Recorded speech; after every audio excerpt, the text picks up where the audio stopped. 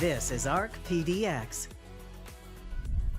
Hello, everybody, and welcome to ARC PDX. I'm Wesley Ogle, and ARC PDX is back out on the road this morning.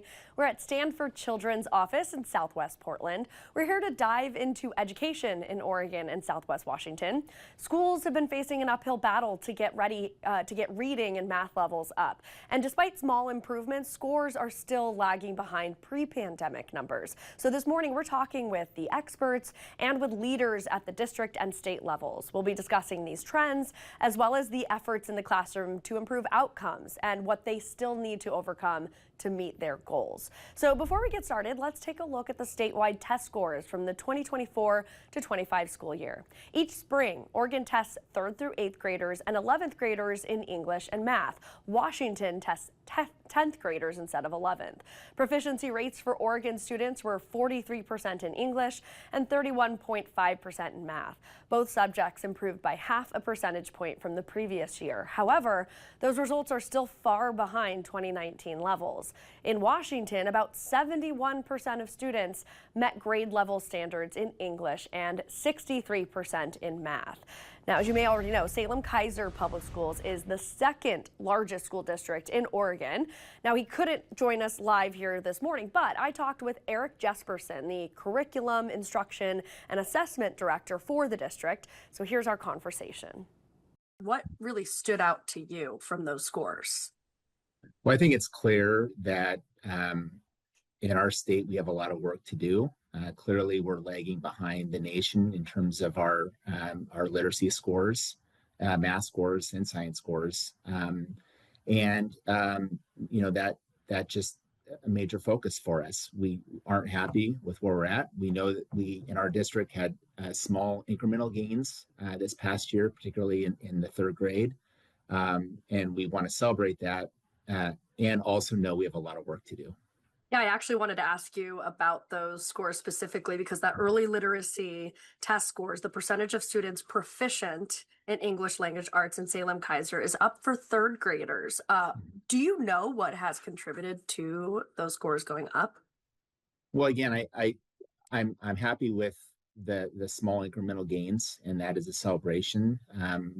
We do know this past year we put an emphasis on added emphasis on writing. A lot of people think that it's just a reading test. We're talking about OSAS. It's a reading and writing test. And so there was a greater emphasis on that, making sure that students are able to read complex text and be able to write about it as well. We have really worked very hard and continue to work hard to have coherence in our school district, meaning that this upcoming spring, we're hopeful to get a new literacy, new curriculum for literacy for elementary schools. We know that literacy or curriculum rather by itself does not solve all problems. So we are really being strategic about having professional learning for our teachers, that we are really concentrated on having coherence in our walkthroughs so we can give teachers timely feedback. Just really having a strong through line between the materials we have, the professional learning we give, and the feedback that teachers and principals, foundational skills have to improve practice. What roadblocks or challenges is Salem-Keizer School District facing to try to improve these test scores? Well, I don't know if, I think for years we've known that there's the science of reading is a body of research that has told us that, explicit and systematic instruction is key for helping kids decode. We also know that at times that concept perhaps hasn't been evenly applied to every classroom at all times. And so that gets back to coherence. It goes back to having high quality instructional materials. It goes back to having consistent training for our teachers. This isn't about blame. It's about really identifying how we can be consistent for all of our students, ensuring that every kid is getting grade level instruction, having really good data systems in place so that we are able to identify early and often when students need intervention and giving them that intervention. So it's learning to read is complex, and our goal is to be consistent and coherent with how we're delivering instruction across our 42 elementary schools. And I know attendance is a big issue for a lot of schools and school districts in Oregon, including Salem-Keizer. What are you guys seeing there in terms of absenteeism? Well, our attendance isn't where we want it to be. We have had a little bit of an uptick from the past, which is cause for celebration. But we know that we have too many students that are still chronically absent. And that is an area of focus for us. We know that kids need to be in school to learn. They need to be in school to recover those gaps in learning. And it's a major point of emphasis for us. So what are you going to be doing to try to improve those numbers to get kids to actually go to school? There's a variety of ways to do that. I mean, everything from home visits to communicating with families, to celebrating when students improve their attendance and making that public for them. So it's a combination of outreach to families, making sure that students feel safe and welcome in our schools. There's a lot to be said for finding different ways to have kids engaged in school, whether it's through CTE programs, if we're talking about our older grades, music programs, clubs, it goes on and on. But when students feel a sense of belonging, they are going to want to be there more. But it's a multi-pronged approach. Can you think back to maybe what helped improve the attendance numbers a little bit? And I know that Salem-Keizer district adopted a cell phone policy at all high schools at the start of the school year. What type of feedback have you been getting from students, from the teachers, staff, parents even? Well, I'm certain that not 100% of all students are happy about the new cell phone policy. I would say that, as I go into classrooms and see for myself, as we hear from students and we hear from teachers and administrators that the level of engagement of students is significantly higher. There's less distraction. Students are speaking more.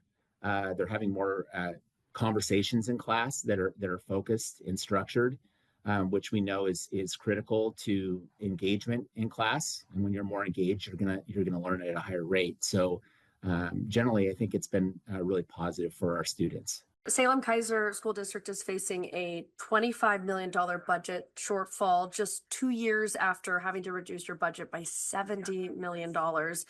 Is this going to be a really big strain? Should parents be worried about how their kids' education could be affected by this budget shortfall? Well, I would say, it gets back to what we were talking about before, which is, we're going to focus on high quality instructional materials. We're going to focus on really good professional learning for our teachers. We're going to focus on identifying students that need interventions right away. And obviously the budget is a concern not only for our district, but for other neighboring districts. And we're going to focus on controlling the controllables, which is making sure that kids are feeling welcome and making sure that they're getting grade level instruction. Hello, everybody. Welcome back to ARC PDX. I'm Wesley Ogle, and ARC PDX is on the road this morning. We're here at Stanford Children's Office in Southwest Portland. We're here to dive into education in Oregon and Southwest Washington. Schools have been facing an uphill battle to get reading and math levels up. Despite some small improvements, scores are still lagging behind pre-pandemic levels. So this morning, we're talking with the experts and with leaders at the district and the state levels. We'll be discussing these trends as well as the efforts in the classroom to improve outcomes and what they still need to do to overcome, or what they need to overcome to meet these goals. So before we get started, let's take a look at the statewide test scores from the 2024 to 25 school year. Each spring, Oregon tests 3rd through 8th graders and 11th graders in English and math. Washington tests 10th graders instead of 11th. Proficiency rates for Oregon students were 43% in English and 31.5% in math. Both subjects improved by half a percentage point from the previous school year, but those results are still far behind 2019 levels. And in Washington, about 71% of students met grade level standards in English and 63% of them in math.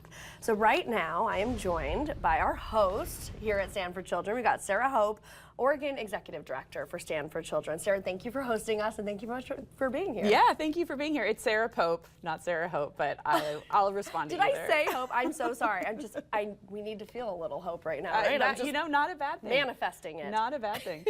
Okay, first, just give us a lay of the land. What does Stand for Children do? Yeah, so we're an education advocacy organization. We mostly focus on K-12, and we care passionately about making sure every kid gets the very best education in our public schools here in Oregon so they can reach their full potential. Yeah. And early literacy is like such a big part of student success. Tell us why. Yeah, so we started working on early literacy a couple years ago because it really determines how well a kid is going to do in school. And we have far too many third graders that haven't reached that really important milestone, which is to be a strong reader before they leave third grade. So it's a predictor of success through school, but also success later in life. And we need to get more kids to that really important milestone.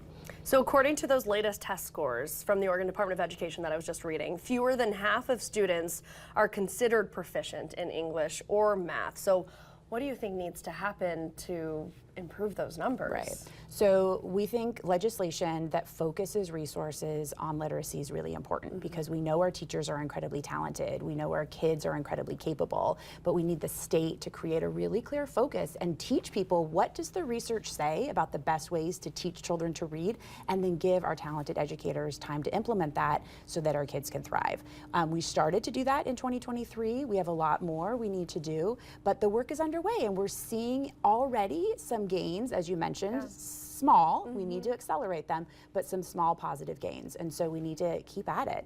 And how do those gains make you feel? Like, does that give you hope? It's hope. I mean, it is hopeful. It is promising. Like I said, our kids are just as talented as kids anywhere, as are our educators. And so there's a couple reasons we think we're in the bottom, but teaching kids to read is something that our state can absolutely get its head around, and we can see some more significant improvements. Do you want to talk about the couple of reasons why you think we are especially at the bottom of that? So we just released a study. We partnered with Echo Northwest to analyze what's the impact of our really high rates of chronic absenteeism and our really short school year on our student outcomes. And the results are pretty astounding. I think we knew we were behind when it comes to the length of our school year. We knew we were high when it comes to the percentage of kids who are missing chronically, but we didn't realize the compounding nature of those two things together, nor quite how short we are relative to everybody else.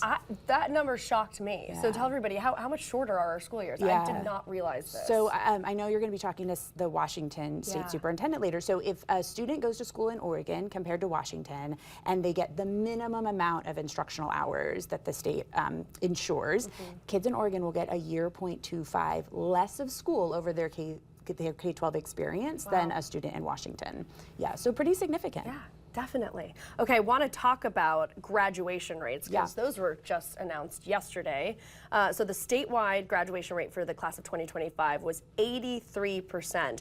And the Department of Education says that this is the highest rate ever. So how does that number make you feel? Yeah. Well, first of all, congratulations to the class of 2025. Yeah. That's really hard work, and educators are working tirelessly to make sure that our students are well prepared. And it's something to celebrate. It is definitely a bright spot. We have more work we need to do to ensure that when kids graduate from high school, they're really well prepared for college or career. But it's significant that in Oregon, we've seen declining outcomes in literacy and math, but we have seen our high school students kind of buoy and actually increase as the rest of the outcomes have decreased. There's some reasons why. Our state has invested policies in high school success, and we're seeing it pay off. When the state creates a focus and then teachers and schools implement that focus, our kids respond really, really well. So it's time to do more of that on the literacy work that we were just talking about, and it's quite exceptional that our students are performing so well at high school. That we've seen, and like I said, we still have more to do, but that we've seen a trend upwards in high school. What's the key to getting that number up higher? Right. Getting it to 100%. Well, individually, obviously, there's like a million different ways that you can do that. But at a state level, we've invested in career technical education, 9th grade on track. So similar to literacy, making sure kids are on track in 9th grade is a key benchmark to ensure that kids are prepared to graduate from high school. And dual credit, so college credit access while they're in high school. When schools and systems do those 3 things really well, we see students respond at really high rates. So a student who takes a career technical education course almost graduates at 100%. So a really clear thing our state is doing is investing in career technical education. We can do more of that in order to see those rates continue to improve. Yeah, I've been in some of those classrooms, and you They're can like feel remarkable. it. The kids are excited to be there. Right. I did something like that in high school you? as well, and I feel like that led a lot to my success. So that's cool to hear that. So obviously, feeling pretty good about those graduation rates going up. Any other successes that you're celebrating? Yeah, we are seeing some literacy gains. You mentioned the one statewide, a small increase. We're seeing districts outpace the state in terms of literacy gains. So Ashland saw double-digit literacy gains in 3rd grade when from last year when the data just got reported in the fall. Klamath County saw double-digit gains. We're seeing significant gains in Oregon City. So there are definitely bright spots around the state to learn from. We're seeing hundreds more kids reading at grade level by 3rd grade, and these districts really leading the way. What measures, I know you guys work a lot with advocacy, so what measures, policies, things are you proposing or pushing for right now? Yeah, really important question. So the legislative session starts on Monday. We have a bill, we're working with Representative Wise and Representative Dobson on a bill to better track our attendance rates. So one of the things I mentioned is we have really high rates of kids who are missing school chronically. There's some policies we could do statewide, one of which is in this bill, to get a better handle on that and start to lay the foundation for improvements on chronic absenteeism. Talk about any of the details of that bill. How do you bring up those numbers? How do you get kids to go to school? So when we look around the country and we read the research, what states have done that are seeing the biggest gains is often they start with better collecting the data and better reporting out on the data. So here in Oregon, unfortunately, we wait until the next school year to report out on the data that occurred this past school year. And it just becomes too late to do anything with it. So in order to know who's about to become chronically absent and reach out to them, our school systems and our state needs much better data. And then it's adults in buildings reaching out to kids and families asking, hey, we've really missed Sarah, or whatever student they're talking to. What can we do to get Sarah back? What's preventing her from coming to school? Sarah's no longer on track in 3rd grade literacy. That's a really important milestone. We need Sarah back. We miss her. Let's figure this out together. So those 2 things, better data and then individual reach out, are really important strategies to start with. And then we'll get a much better sense of who's missing for what specific reasons, and are there additional supports needed to get those additional kids back in school. So just time for our state to take a statewide approach on it, though. We'll definitely track that when the short session starts on Monday. Thank you. Okay, we've got about a minute left. I want to talk about funding really quickly because obviously we know there's been cuts at the federal level. How have you seen that affecting our schools? Yeah, well, it's creating a lot of chaos, and it's really challenging for district leaders as they're trying to put together balanced budgets for next school year to be uncertain of the federal funding situation. The vast majority of our funding, though, does come from the state, and so a lot of district leaders, well, almost all, are watching really carefully what does the legislature do in this upcoming session, since most of their budget is going to come from Salem. Why this study was really important to have released now is that we cannot, if we see an economic downturn and we see reductions, we just absolutely must be committed to not further shortening our already short school year. And historically here in Oregon, unfortunately, we've done that. We've just slashed school days when budgets get tight. And so we're saying this impact of that is too significant to repeat history again. So that's what we're all watching towards. What does the legislature do around school funding in 2026? And then can we preserve the length of our school year even if our economy starts to further recede? This is a great way to lay the land, a great way to see what we're working on, where we're going forward. Sarah Pope, Oregon Executive Director for Stand for Children. Thank you so much. Thank you so much. The Kelso School District is a pioneer in using artificial intelligence in the classroom. So joining us this morning is Brenda Sargent, the Tech Integration Specialist for the Kelso School District. Brenda, thank you so much for joining us on ARC PDX this morning. Good to be here. Okay, so the Kelso School District actively uses AI in the classrooms. What grades and in what ways are students and teachers using this? At an elementary level, it's more of an exposure for the kids. The teachers are sharing it with them, the ideas of how it's used. I had one teacher that told me that she shows the pictures, like, is this generated by AI or is it not? Just to let the kids know that AI can generate images. They're also using it for feedback on student work. So the student work goes into the AI, it provides really quick feedback for the students in a much quicker way than the teachers could. At the secondary level, they're using it as writing tutors, having the kids generate their own text and then having the AI provide feedback. And in our special ed classrooms, we have teachers modifying the curriculum. For example, if a book is written at the 10th grade level, but we have a student who reads at the 5th grade level, they're able to modify materials so that it's more accessible for the students. Wow, that is really impressive. Can you tell me what the feedback has been like and the reaction from maybe both the students in the classrooms and then their parents at home? You know, we haven't heard a lot from parents, but the students, they like having that immediate feedback. That's been one really good thing. They find it interesting. They're curious about it. Some students avoid AI because they're worried that they'll be called out for cheating. And one thing we recommend for our teachers is to be really clear when they give an assignment, whether AI is acceptable at all or at what level AI is acceptable. So one fun reaction from the kids, they were trying to do a leadership project, and the teacher told me after they put what they wanted into AI, they were really disappointed in the results. They said, we could come up with something better than that. So I thought that was interesting.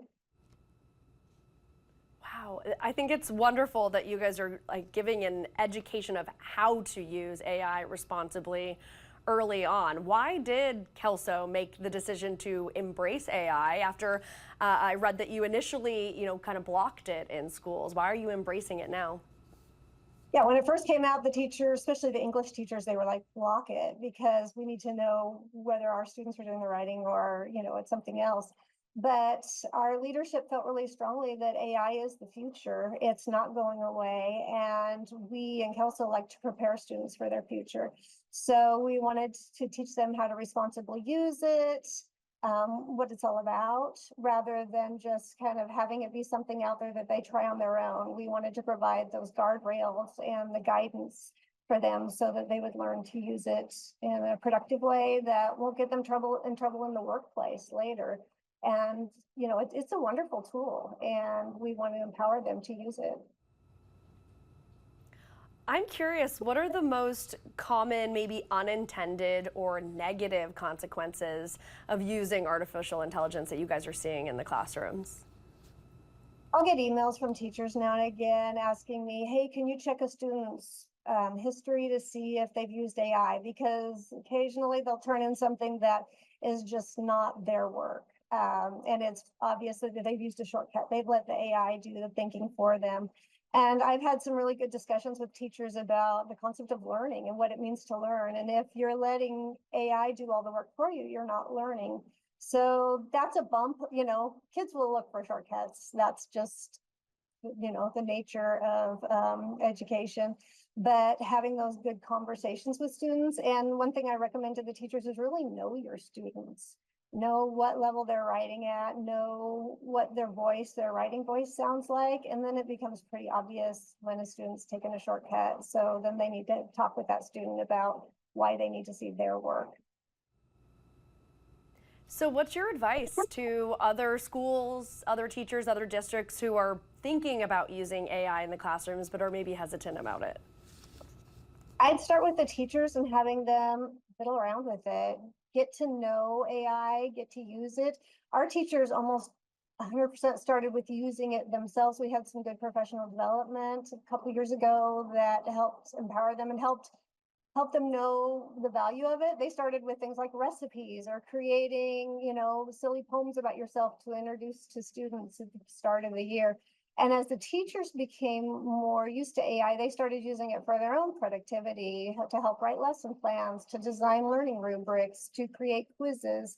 And once they become comfortable with it, they're more likely to share it with students. So I would say start with your own personal use and then your own personal productivity as an educator. and then move forward from there as far as introducing it to the students. And just be curious about it, read news articles, see how other people are using it. It's got some really interesting applications. Well, that is so interesting. I've been so excited to talk to you about this because I think it's incredible how you guys are utilizing AI in the classroom, because as you grow up, I mean, I've noticed we're using it a lot more too in work and in life. So really interesting. Brenda Sargent with Kelso School District, thank you so much for joining us on ARC PDX. I've got our next live guest here with me this morning, Dr. Kimberlee Armstrong, the Superintendent of Portland Public Schools. Doctor, thank you so much for joining us on ARC PDX this morning. Absolutely, pleasure to be here. Thank you. Okay, so let's talk about those state test results that I just talked about. So when you look at those, what do they tell you about where Portland students are the strongest and maybe where you're most concerned? Yeah, well, I am excited that we are back to pre-pandemic levels in English and math for our grade levels, and I think what that tells us is that our high quality instructional materials, the commitments we have to literacy, is the right space that we need to be in. We still have work to do though with our interventions and making sure that we're supporting the classrooms with resources that will help close some of those gaps. What would you say to any parents who also went through these test results and are maybe concerned about the numbers that they're seeing? Well, I would let them know that we are always actively planning around how we support our students and help to close gaps. So we have high impact tutoring where we're able to offer resources to students to be able to increase some skills or, address some deficits, and that our administrators and our teachers are well equipped to do the work that needs to happen in the classroom to get their student on track. And if there are some concerns, to reach out to their teacher or also reach out to the school support team. I want to talk about attendance because that has been a big challenge for pretty much every school and school district. So PPS dropped to a low of 70.2% attendance in 2022-23. In 2025, though, you slowly climbed back to 73%. So how do you feel about 73% attendance? Well, I don't feel good about it. I know it's an improvement. We really need to be at 100%. We need all of our students accessing school every day. I will say that we monitor monthly. We're up about 2%. And I know 2% doesn't sound like a big number, but that represents about 840 students who are now attending regularly that didn't attend regularly last year. So what is the plan to get you guys to 100%? Well, we're going to continue to reach out to families and see what those barriers are and address them. We have some amazing things that are happening in schools across the city. It's a district goal, and every single one of our school sites has a goal that is specifically addressing attendance. From home visits to helping kiddos get to school by walking or bike buses to meeting with families and coming up with a plan. And the graduation rates were just announced yesterday. So the statewide graduation rate for the class of 2025 in Oregon was 83%. And the Department of Education says this is the highest number ever. So how do you feel when you hear that number, 83% graduation rate? Well, slightly better, but again, 100% is where we want to be, right? We're doing a lot of work to make sure that our students are equipped academically. So the next step is to make sure that they launch into whatever's next post high school. Yeah. I want to talk about cell phones because we've done a lot of stories about Portland Public Schools, one of the early adopters of a cell phone policy, making sure kids, didn't have phones out in the classroom. What's been the feedback from the students, the parents, the teachers? How has this been going in your schools? Well, the stories that we're hearing are amazing. People are citing that libraries are being used at a higher rate. Wow. Students are actually in conversation with one another, if you can imagine that. And so that's been really exciting. We are doing a data dive to see what impacts have resulted, something that we can, cite. But right now, the stories are that it was a good decision, and adults are excited about it. Great. Yeah. But kids probably less so, but I think they'll know the impacts maybe later on. They'll appreciate them, hopefully. Yes. We, of course, are talking a lot about cuts at the federal level and how that's affecting education. How are you seeing those cuts affecting PPS?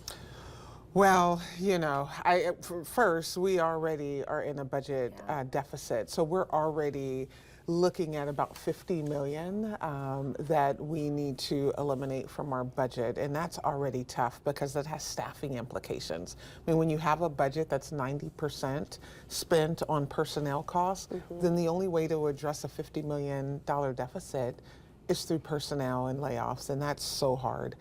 So I would say that whatever else is added on top of that at the federal level really impacts us. And when we think of federal funds, those funds typically support some of the work that we do with intervention. I would say our schools that have higher numbers of families that are in poverty, the resources to help close gaps are reduced, and that impacts our ability to really get in and intervene in the way that we need to. Yeah. And I do want to talk about the $50 million budget shortfall. So you are proposing to cut 300 positions. Where are you seeing those positions being cut, and how do you expect that to impact your students? Well, I think it's impactful. You know, last year when we went out and did the conversations about budget reductions, we talked a lot about trying to maintain our service level, but making a reduction as significant as 50 million, it will have impacts. I mean, we're losing critical staff.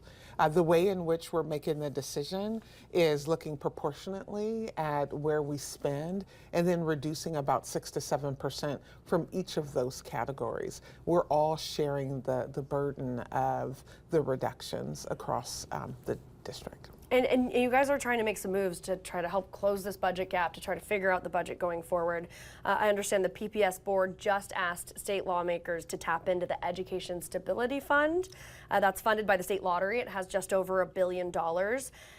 I'm curious, like, why hasn't this been done before in the past, or has it? And are you confident that this can actually help you guys out and this could happen? Well, listen, any amount coming in would help, and I'm pretty confident that if we were to receive some funds, that it would directly address some of the things that we have going on. I mean, I can't speak to like the history or what has happened before, but we do know that there are emergency funds that are set aside all the time, and we think we're in an emergency situation, so we would love to be able to tap into whatever's available so that we can lessen the impact to our schools. All right, well, we'll definitely keep tracking that. Dr. Kimberlee Armstrong with Portland Public Schools, thank you so much for joining us this morning. Thank you for inviting me. Of course, we really appreciate it.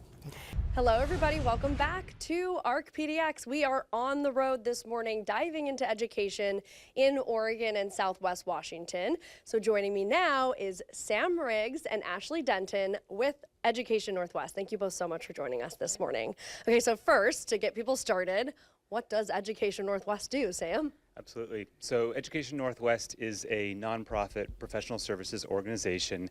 We specialize in education research, evaluation, technical assistance, learning design. At our core, we are really focused on using data, using research to improve educational outcomes. We partner with schools, with districts, with state education agencies, with post-secondary institutions to work on improving learning for students, improving education outcomes broadly. Our work spans really a whole spectrum from early education to K-12 and post-secondary. We are rooted here in Portland, but work nationally across the country. Yeah, so you guys are important people to talk about all of this for sure. Okay, let's talk about those test scores from Oregon specifically. Fewer than half of students are considered proficient in English or math. So, Ashlie, what does this say to you? Why do you think this is happening, and what do we need to do to improve those scores? Yeah, definitely. I think one of the things that I've really heard from my partners is a need to zoom out a little bit. And so one of the things that we see when we zoom out is, especially since the pandemic, and often before that, we really heard this conversation of just like the argument of you need to go to school and you need to learn and you need to do these things for the sake of doing them doesn't really play anymore. Like, students need to understand the relevance of what they're learning in the classroom to how it connects to outside of the classroom. So they need to see how they're learning, you know, this exact thing and how it's going to connect to their college and career aspirations, what they want to do outside, what they're interested in, what they want to engage with in the world.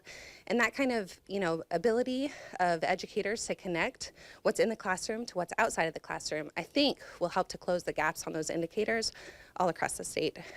How do we do that? What are we supposed to do to help them realize how important education is? It's a great question. I think Sam has some ideas about CTE and other things. Yeah. Yeah, absolutely. So we've been doing a lot of work around career and technical education in Washington and in Oregon. And these are programs across a lot of high schools that can really help students go sort of develop more of a foundation as a launching point to go into an occupation or career field after high school, sort of into entry-level employment, or going into additional training to get sort of more in-depth skills. We just finished work in Washington State working with their statewide longitudinal data system, and we were able to look at students over the last decade or so and understand how they were participating in these course opportunities and the kinds of outcomes that they were achieving. What was really exciting from sort of an engagement perspective was that students who took courses in career and technical education, whether they were going really in depth in one particular area or taking courses across a broad spectrum, were more likely to graduate than students who weren't going having as much experience with these courses. And so our takeaway, and the takeaway with Washington, was that this was really another way that students were engaging and finding that relevance in what they were doing in high school and seeing how that connected to opportunities through high school and beyond, into post-secondary, into workforce. And so really making that connection really, really strong for students. Yeah, I can definitely see that translating into better graduation rates. Absenteeism, though, also a really big issue too. I mean, is it kind of the same solution? Get kids interested in something specific and then they'll actually come to school? Definitely. I think it's that, and also just engaging families, right? You need families to be able to, number one, take the time to really understand what their learner, their student really is interested in and what they want, the passion that they want to bring to their learning experience, and then have families really engage with their schools and with their communities to really invest in and be able to provide those opportunities for students, and be able to go up to their educators and be like, hey, my kid is really interested in learning about bugs. Can we make can we make some engagement around bugs? Into anything like that can really have, parents really and other family members really kind of step in and really engage with those, with the schools can really help bring attendance rates up for sure. Is there any other places that you guys are seeing and celebrating successes? Yeah, I mean, one other area that we're seeing a lot of success in is around opportunities for students to earn college credit during high school. So there are a variety of types of courses where this can happen, certainly in advanced placement or international baccalaureate, but also in dual credit or direct enrollment, where students are taking courses either on the college campus or they're taking those college courses at their high school. And we're seeing a lot of really promising outcomes both in the high school in terms of some of these measures of engagement and attendance, high school graduation, but then also linking to post-secondary success. One of the things that we're particularly excited about in Oregon, over the last several years, Oregon has been developing a new model that helps with opportunities to credential teachers to teach dual credit, which has been expanding opportunities for dual credit across the state and growing access to that, particularly in rural parts of the state, which we're certainly celebrating and excited to see. Yeah. It's great to be able to celebrate something, to have some successes. But obviously a big roadblock to a lot of this is funding. And we've heard about funding cuts at the federal and the state level and massive budget shortfalls. I mean, we're just hearing from PPS, $50 million budget shortfall. How is this impacting students? What do we do?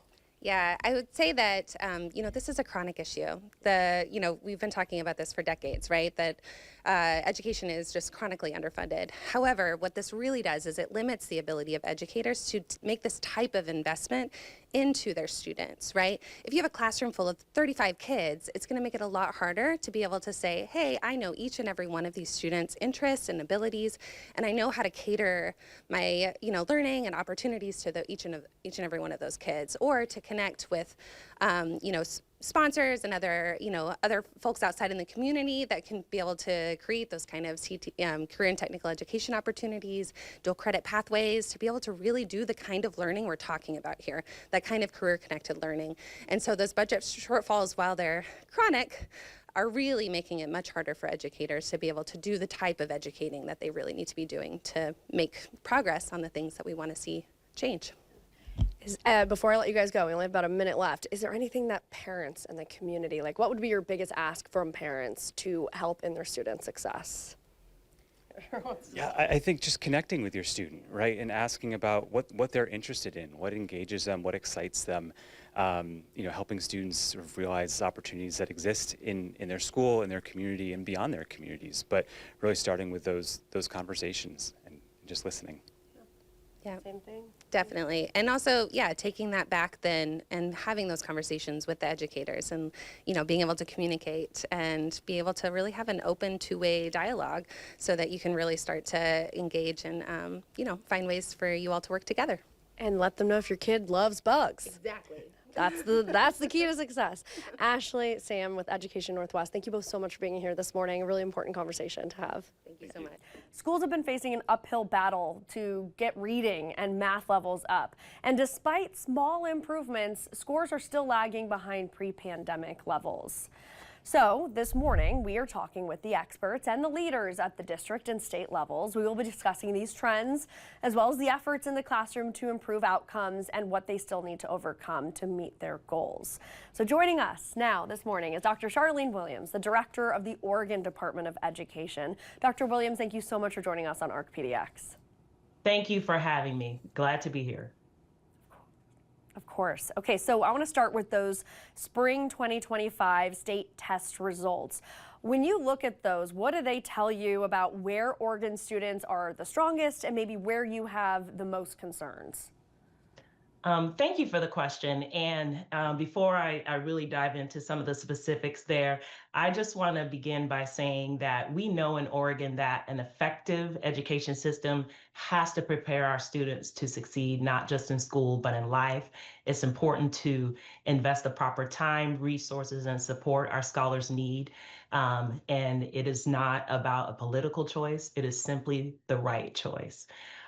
We know that our scholars are filled with limitless potential, and those recent results do not yet reflect what our scholars or educators can do.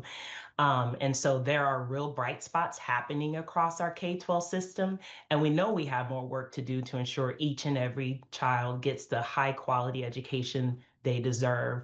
And our challenge now is to accelerate. We spent some time stabilizing. We are on the improvement side of this, as you have indicated. Our scores are up in each and every area. Math, ELA, graduation, even attendance is up, but they are all not yet where they need to be and where our scholars deserve them to be. So we are about picking up the pace and operating as a state agency that will help bring coherence and scalable solutions so that this opportunity doesn't depend on where you live or your particular demographic, but we're able to tap in the strength of all of our scholars. And so with our early literacy initiative, we're using that as one of the ways we are able to get laser focused about what our scholars need in order to succeed. We have adopted the science of reading as the framework for instruction so that our scholars get the skills at an early stage that help prepare them for learning and literacy that they need as they continue throughout our K-12 experience. We have dollars and resources going to districts to support high quality instructional materials, to support professional learning, working with our higher education partners to make sure students who are leaving those education institutions are prepared with the skills to teach the reading skills that our scholars need. So we have programs in place. We're building an infrastructure that is both sustainable and scalable so that we can continue to get improved and better results faster for our students. And graduation rates were just announced yesterday. The statewide graduation rate for the class of 2025 in Oregon was 83%. Your department released those numbers and said it's the highest rate ever. So when you hear 83% graduation rate, how do you feel about that number?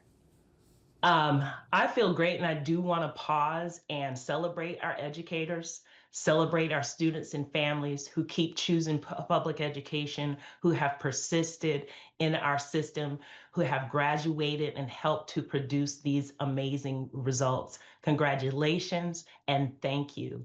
And there's a percent missing from that number. And we know that we have more work to do when it comes to improving our graduation rates for our scholars. So we're grateful for that number, but we also know that it's an indicator that there's more work ahead. And I have heard you talk about Oregon having one of the shortest school years in the country. Tell us how that is impacting our students, you know, probably in terms of graduation rate and also absenteeism possibly. Absolutely. So one of the things I learned very quickly in this role, and even prior to having the experience of working in Oregon with Oregon educators, is we do have, according to, I believe, the Education Commission of the states, one of the shortest school years in the country.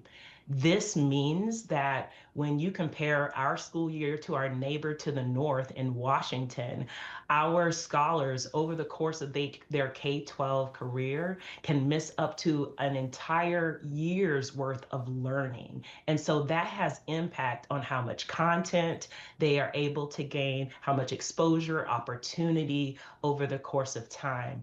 And so you'll notice that we've been making every effort to reclaim and maximize every instructional minute, from our summer learning opportunities to our after school programming.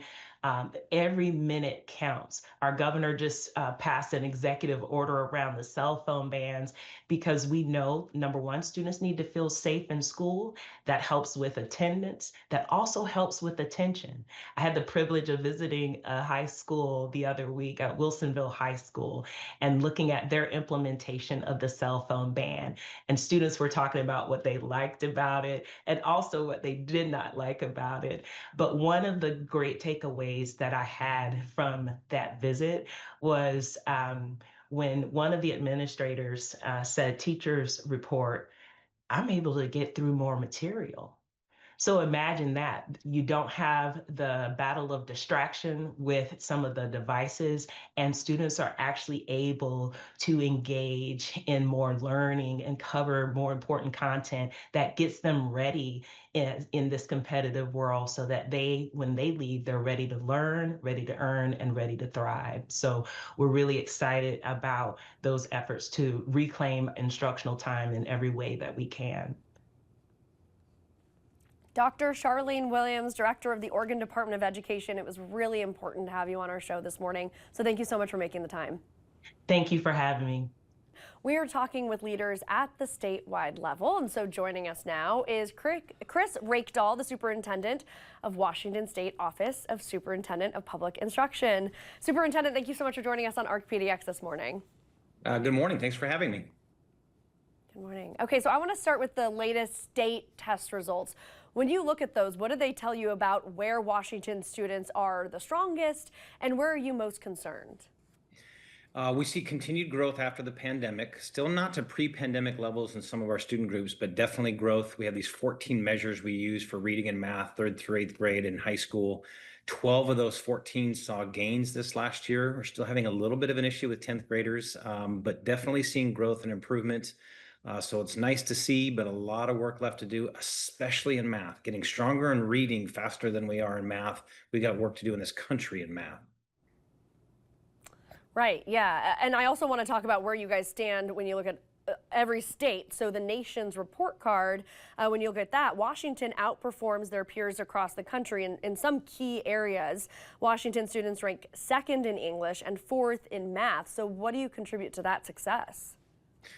Well, we're pretty careful about ranking systems. Usually those tell you how many states are outperforming you, and it's true. There are very few states that are outperforming Washington in reading and math, which is great, but it generally means there's a lot of states tightly clustered together. I think we've been using, if you will, the science of reading for a long time as part of our instruction. It's not an end-all be-all, and if that's all you do, that's trouble. So you need to teach kids how to decode words, but then they got to be able to put them in context and have reading comprehension. So by 8th grade, we're pretty strong. It's all about educators and families. So if you communicate well with families and you have high-quality educators, you get significantly better results. And our state's been trying to do that for a long time. We all felt the pain of the pandemic, but the recovery's been good. And we'll keep investing in the classroom and empowering school teachers in public schools more so than looking for like silver bullets or some sort of privatization model. Those don't tend to work very well. And you did mention, areas that you feel like you still need to improve, especially math, which I understand is a nationwide issue. But what are you doing specifically to try to improve those math scores? Part of it is just recognize the data. So we're all familiar with reading to our kids, and we've been saying this for decades and decades, and every family is committed to that. But we don't really tell families, like, do math with your kids. What does that look like? So part of it's communication with families around early math skills and what we call numeracy. I do think at some point school districts are going to have to say, okay, how much time do we spend in math versus, say, reading or other subjects in grade school? Probably dial that up. And then we definitely think a lot of teachers need more professional development and support. A lot of people are intimidated by math.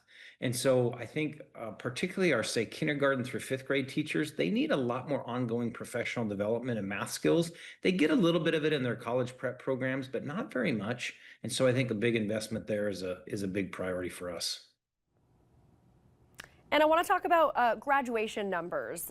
I think the latest numbers that we have are actually from 2023, so I'm not sure where they've gone since then, but Washington high schools had an 84% on-time graduation rate in 2023. How do you feel when you hear that number? Well, I mean, it's near a record high for us, which is great, but it's been really flat since then. So 24 and 25 graduates pretty much right at the same level. So breaking through and kind of getting that next group of students means driving more resources to those who struggle the most. And we all know who they are, whether you're in Oregon or Washington or anywhere else. It's students experiencing homelessness. It's students who are highly mobile and dislocated. It's students with disabilities. So for our state, I can say it's about trying to figure out those student groups that need additional support. And instead of just running funding formulas out to districts that sort of treats every student the same, doubling down even further on those who need more help.